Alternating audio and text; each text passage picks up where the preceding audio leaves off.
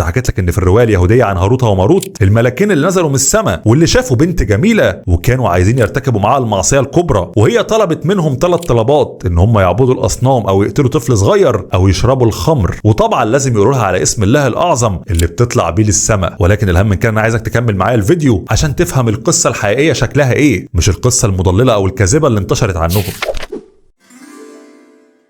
تاني يوم الملكين بعد ما سمعوا الكلام منها قرروا ان هم هيروحوا لها تاني عشان يحاولوا معاها، وهي عرضت عليهم نفس العرض. فهنا واحد من الملكين قال له بص، اخف حاجه احنا ممكن نعملها ان احنا نشرب الخمر، لان معلش يعني الاصنام ده كفر بالله والقتل ده كبيره من الكبائر، انما الخمر دوت حاجه بسيطه. فالتاني قال له طب وربنا؟ قال له الله غفور رحيم وده ذنب صغير. والملكين فعلا بيشربوا الخمر وبيسكروا، فبيعبدوا الاصنام وبيزنوا مع البنت، وفي راجل شافهم فقتلوه. فكده هم ارتكبوا كل المعاصي وبقى ذنبهم ذنب عظيم. لا وكمان اثناء ما هم كانوا سكرانين قالوا للبنت اللي اسمها الزهره عن اسم الله الاعظم اللي لما نطقته طلعت للسماء. وهنا بقى الروايه اليهوديه بتنقسم على الموضوع ده، جزء بيقول لك ان هي ما خلتش الملكين يلمسوها وعشان كده ربنا كافئها لما طلعت للسماء وخلاها كوكب من الكواكب. عارفين انه كوكب الزهره. ولكن طبعا ده تحس الموضوع عبيط، يعني هي اللي قالت لهم اعبدوا الاصنام واقتلوا واسكروا وزنوا وفي الاخر ربنا يكافئها؟ مش منطقيه. وفي روايه كمان بتقول ان هي لما طلعت للسماء ربنا سخطها وخلاها كوكب. المهم ان الملكين بعد ما فاقوا واكتشفوا الكارثه اللي هم وقعوا فيها قرروا ان هم يتوبوا لربنا، وحتى انهم استعانوا بنبي الله ادريس عشان يتشفع لهم. وفعلا ربنا هنا بيخيرهم ما بين عذاب الدنيا او عذاب الاخره. طبعا هم اختاروا عذاب الدنيا لانه بيكون اخف، لكن تخيل بقى العذاب الخفيف ده عباره عن ايه؟ انهم هيعلقوا بالسلاسل من رجليهم وراسهم هتبقى تحت، وهيكونوا محطوطين جوه بير ميه. البير ده تتجمع فيه كل الغازات السخنه بتاعه الارض وبتطلع تشويهم. تخيل ان هم بيكونوا محروقين وعطشانين والميه قدامهم تحت وما يقدروش ان هم يشربوا منها. والعذاب ده تخيل هيفضلوا فيه لحد قد ايه؟ لحد يوم القيامه هيفضلوا متعلقين من رجليهم جوه البير.